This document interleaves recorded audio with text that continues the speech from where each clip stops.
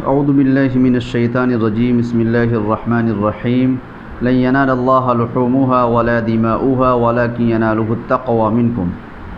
کذالک سخرها لکم لتکبروا اللہ علی ما ہداکم وبشر المحسنین صدق اللہ العظیم۔ یہ آیت کریمہ سورہ حج کی 37ویں آیت ہے، جس میں اللہ تبارک و تعالی نے قربانی کے متعلق رہنمائی فرمائی۔ یہ قربانی کا مہینہ ہمارے سامنے ہے اور مسلمان قربانی کے عمل کو انجام دینے کے لیے اپنے اپنے طور پر کوششیں کرتے ہیں اور انجام دیتے ہیں۔ قرآن کریم نے اس آیت کے ذریعے سے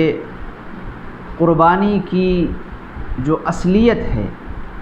اس کی جانب توجہ دلانے کی کوشش کی ہے کہ قربانی سے مقصد کیا ہونا چاہیے اور کیا ہے۔ قرآن نے فرمایا کہ اللہ تعالیٰ کو اس ذبح کیے جانے والے جانور، ان کا گوشت، ان کا خون نہیں پہنچتا ہے، اللہ تعالیٰ کو تمہارا تقوی پہنچتا ہے۔ اور حقیقت یہ کہ ہم جانور خریدتے ہیں، ذبح کرتے ہیں تو گوشت اسی دنیا میں رہ جاتا ہے، خون بہہ کر زمین کے حوالے ہو جاتا ہے، کوئی چیز اللہ کے پاس پہنچتی نہیں ہے۔ پہنچتی کیا ہے؟ تقوی پہنچتا ہے، اخلاص پہنچتا ہے، نیت کی صفائی اور ستھرائی پہنچتی ہے، ارادے کی پاکیزگی پہنچتی ہے اور جذبے کی سچائی پہنچتی ہے۔ اللہ تعالیٰ نے تقوی کو بنیاد بنایا ہے، اخلاص کو بنیاد بنایا ہے، نیت کی صفائی ستھرائی کو قبولیت کے لیے مدار اور بنیاد قرار دیا ہے۔ اگر اللہ تعالیٰ جانور کے قیمتی ہونے، جانور کے زیادہ گوشت والے ہونے، جانور کے زیادہ موٹے اور تازے ہونے اور بیش قیمت ہونے کو معیار بناتے تو مالدار فائق ہو جاتے، آگے بڑھ جاتے، فضیلت حاصل کر لیتے، اور ان سے جو نیچے درجے کے ہیں وہ کوشش کے باوجود بھی پیچھے رہ جاتے۔ اور یہ بھی اللہ تعالیٰ نے ایک طرح سے ارادے پر قدغن لگائی، روک فرمائی کہ آپ قربانی کو کرنے کے بعد یا جانور کو ذبح کرنے کے بعد یا اللہ کے نام بھیٹ چڑھانے کے بعد مطمئن نہ ہو جائیں کہ میں نے بڑا کارنامہ انجام دے دیا، بڑی قربانی کر دی اور بڑا کمال کر دیا۔ جائزہ لینے کی ضرورت ہے کہ کس ارادے سے کیا ہے، کس نیت سے کیا ہے، کس مقصد سے کیا ہے۔ آج ریاکاری کا دور ہے، دکھلاوے کا دور ہے،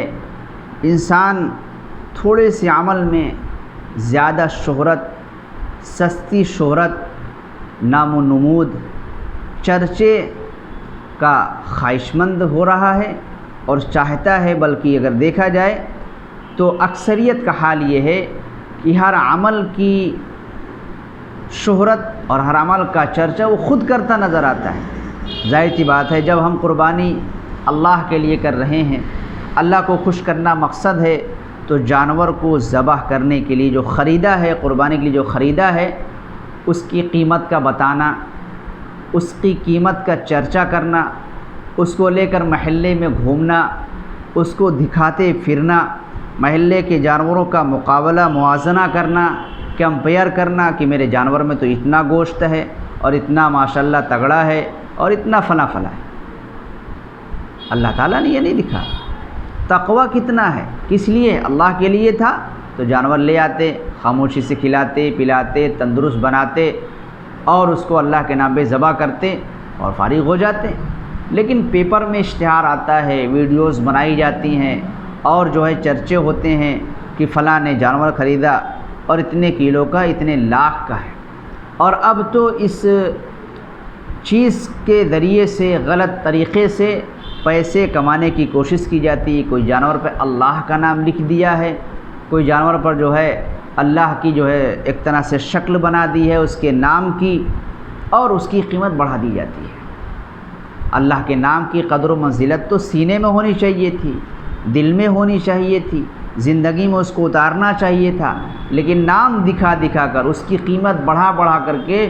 خریدے اور بیچے جاتے ہیں جانور، اور خرید کر کے اس کا چرچا ہوتا ہے، اس کی شہرت ہوتی ہے، اور آدمی اس میں خوش ہے۔ اللہ تعالیٰ کہتے ہیں کیا کر رہے ہو، یہ کیا مقصد تمہارا جانور لینے کا؟ نام، شہرت، چرچا، ریاکاری، دکھلاوا، اپنے کو بڑا ظاہر کرنا، تو یاد رکھو اللہ تعالیٰ کو ایسی ضرورت نہیں ہے۔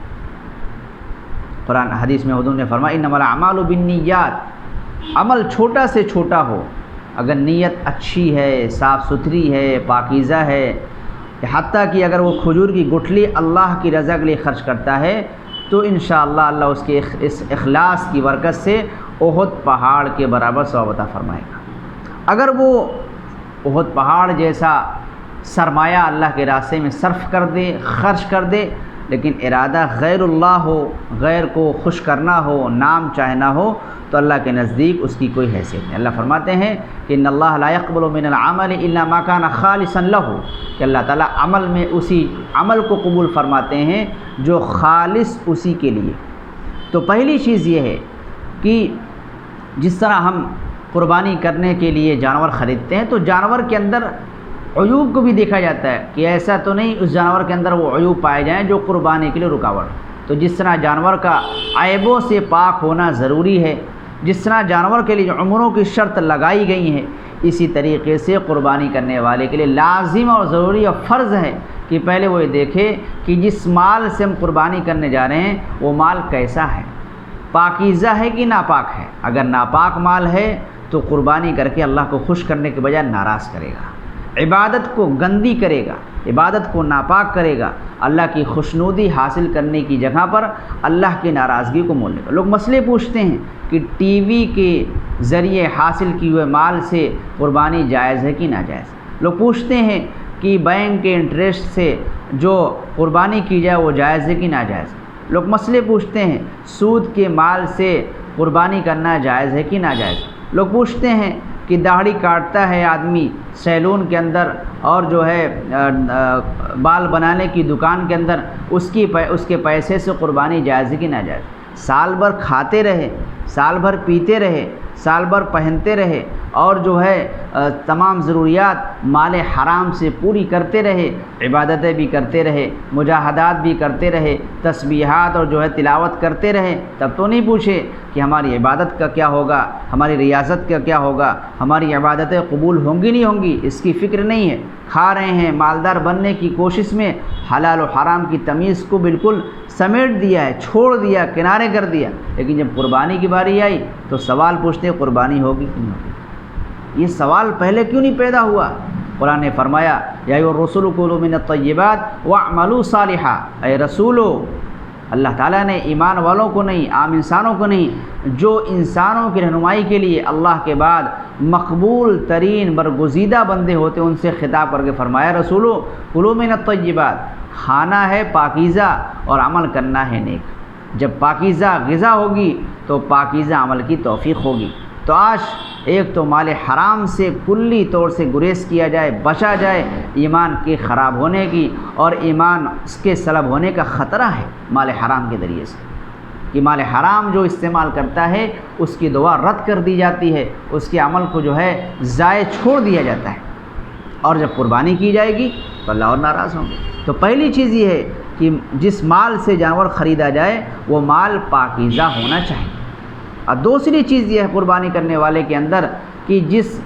جانور کو خریدا ہے، ذبح کرنے کا ارادہ ہے، اس کو خریدنے کے وقت نیت کو صاف ستھری رکھے، مال بھی پاک ہو اور نیت بھی صاف ہو، اور مال اور عمل کے کرنے کے بعد اس کا ارادہ کیا ہو کہ اللہ کی خوشنودی حاصل ہو، اللہ راضی ہو جائے، اللہ جو ہے اس عمل کو قبول فرما لے اور ہماری بخشش مغفرت کا ذریعہ ہو جائے۔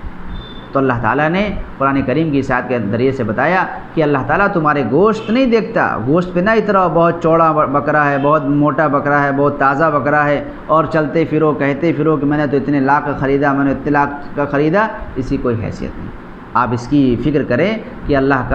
کے نزدیک، اللہ کے پاس آپ کے اندر سے جو تقوی کی صفت ہے، قرآن نے فرمایا ایک جگہ پر کہ وَاتْلُ عَلَيْهِمْ نَبَأَ ابْنَيْ آدَمَ بِالْحَقِّ إِذْ قَرَّبَا قُرْبَانًا فَتُقُبِّلَ مِنْ أَحَدِهِمَا وَلَمْ يُتَقَبَّلْ مِنَ الْآخَرِ قَالَ لَأَقْتُلَنَّكَ قَالَ إِنَّمَا يَتَقَبَّلُ اللَّهُ مِنَ الْمُتَّقِينَ کہ اللہ تعالیٰ نے اس آیت شریفہ کے اندر آدم علیہ السلام کے دونوں فرزند کے قربانی پیش کرنے کے واقعے کو ذکر فرمایا۔ اس میں ایک کی قربانی قبول کی گئی اور دوسری قربانی رد کر دی گئی۔ جو جس کی رد کر دی گئی وہ ناراض ہوا، کہا تم کو مار ڈالیں گے۔ اس فرزند نے جس کی قبول ہوئی جو جواب دیا وہ ہمیشہ مالی خرچ کرنے والے، مالی جو ہے عبادت کرنے والوں کو پیش نظر رکھنا چاہیے، بلکہ تمام عبادت کرنے والوں کو یہ پیش نظر رکھنا چاہیے کہ اللہ تعالیٰ نے کیا فرمایا کہ انما یتقبل اللہ من المتقین، کہ اللہ تعالیٰ جو متقی ہیں انہی کی عبادت کو، انہی کے جو ہے خرچ کرنے کو، انہی کی ریاضت کو قبول فرماتے ہیں۔ تو تقوی کی صفت ہو، اللہ کے قانون کا، اللہ کے احکام کا ادب ہو، احترام ہو، اس کی زندگی میں پابندی ہو۔ ظاہر سی بات ایک شخص ہے، مالدار بہت زیادہ نہیں ہے لیکن متوسط ہے، اس پر قربانی واجب ہے، لیکن نماز کا بھی پابند ہے، روزے کا بھی پابند ہے، اور جو ہے اسی طریقے سے زکوٰۃ بھی ادا کرتا ہے، حرام سے بچتا بھی ہے، تقوی طہارت والا ہے، اور تلاوت بھی کرتا ہے، حقوق اللہ کو ادا بھی کرتا ہے، حقوق العباد کو بھی ادا کرتا ہے، اور اس کے اخلاق، اس کے عادات، اس کی جو ہے اطوار، اس کا سلیقہ، اس کا طریقہ اور اس کی پوری زندگی شریعت کے مطابق ہے۔ یہ گرچہ 10,000 کے بکرے خرید کے قربانی کرے گا، اور جو 10 لاکھ کا قربانی کیا ہے وہ نماز نہیں پڑھتا، روزہ نہیں رکھتا، زکوٰۃ نہیں دیتا، اور جو قرآن کی تلاوت نہیں کرتا، اخلاق اچھے نہیں، لیکن اس پر قربانی واجب ہے، تو ظاہر سی بات ہے یہ جو پابند شریعت ہے اور جو غیر پابند شریعت ہے، گرچہ وہ 10 لاکھ کا کر رہا ہو یا 10,000 کر رہا ہو، لیکن ثواب میں یہ 10,000 والا بڑھ جائے گا۔ یہ علامت ہے اس کے متقی ہونے کی۔ اگر متقی ہوتا وہ شخص 10 لاکھ والا تو ظاہر سی بات ہو قرآن کریم کی، احادیث نبویہ کی جو بتائی ہوئی جو ہے زندگی کے طریقے ہیں اس پر عمل کرتا، اور یہ جو عمل کر رہا ہے اس کے اندر یہ علامت ہے کہ یہ تقوی شعار ہے، یہ متقی اللہ تعالیٰ ایسوں کی جو قربانی اور ایسوں کی جو ہے مالی جو عبادت ہے اس کو ان لوگوں کے مقابلے میں اوپر رکھتے ہیں جو شریعت کے پابند نہیں ہوتے ہیں۔ تو یہ تقوی کیسے پہچانا جائے گا؟ تقوی انسان کے اندرونی صفت ہے، دل کے اندر ہوتا ہے۔ حضور نے فرمایا التقوی ہا ہونا، تقوی ہا ہونا، تقوی۔ اس کے بعد حدیث کے اندر آتا ہے واشار الی صدرہ ثلاثا، آپ نے دل کی طرف، سینے کی طرف اشارہ فرمایا کہ تقوی یہاں ہوتا ہے۔ لیکن تقوی کیسے پہچانا جائے گا؟ تقوی کو پہچاننے کے لیے ظاہری عبادات اور ظاہری علامات ہیں، ورنہ تو فاسق و فاجر بھی اپنے کو اعلیٰ سے اعلیٰ متقی ہونے کا دعویٰ کرے گا۔ لہذا قربانی کرنے والے حضرات اس بات کی طرف توجہ دیں کہ قربانی کا جو جانور وہ مال حلال سے خریدا ہوا ہو، اور دوسری چیز کیا ہو کہ قربانی کا خالص اور واحد مقصد یہ ہو کہ اللہ کی خوشنودی ہو، اللہ کی جو رضا ہو، اللہ تعالیٰ خوش ہو جائیں۔ بلکہ یہ تو قربانی کچھ بھی نہیں ہے۔ اگر اللہ تعالیٰ، آپ دیکھیں قربانی ابراہیم علیہ السلام نے جو دی بچے کی، اگر بچے اپنے ذبح کرنے ہوتے تو انسان میں کیا گزرتا ہے، لیکن بہت آسان نسخہ ہے کہ مالی عبادت کے ذریعے سے، مال کے ذریعے سے آدمی ایک جانور خریدتا ہے، قربان کرتا ہے، اور اللہ تعالیٰ اس کو بہت زیادہ ثواب عطا فرماتے ہیں۔ لہذا اس آیت شریفہ کا یہ پیغام ہمیں ملتا ہے کہ ہم قربانی کرنے کے لیے جس طرح جانور کو عیوب سے پاک رکھتے ہیں اور جانور کی عمروں کا خیال کرتے ہیں، اسی طریقے سے قربانی کرنے کے لیے اپنے مال کا بھی خیال رکھیں، اور ساتھ ساتھ اپنی نیتوں کو صاف ستھرا رکھیں کہ اللہ کے نزدیک مال سے زیادہ، دولت سے زیادہ انسان کے اخلاص اور انسان کے تقوی پر اعمال کی قبولیت کا دار و مدار۔ اللہ تعالی ہمیں آپ کو سمجھنے کی توفیق عطا فرمائے۔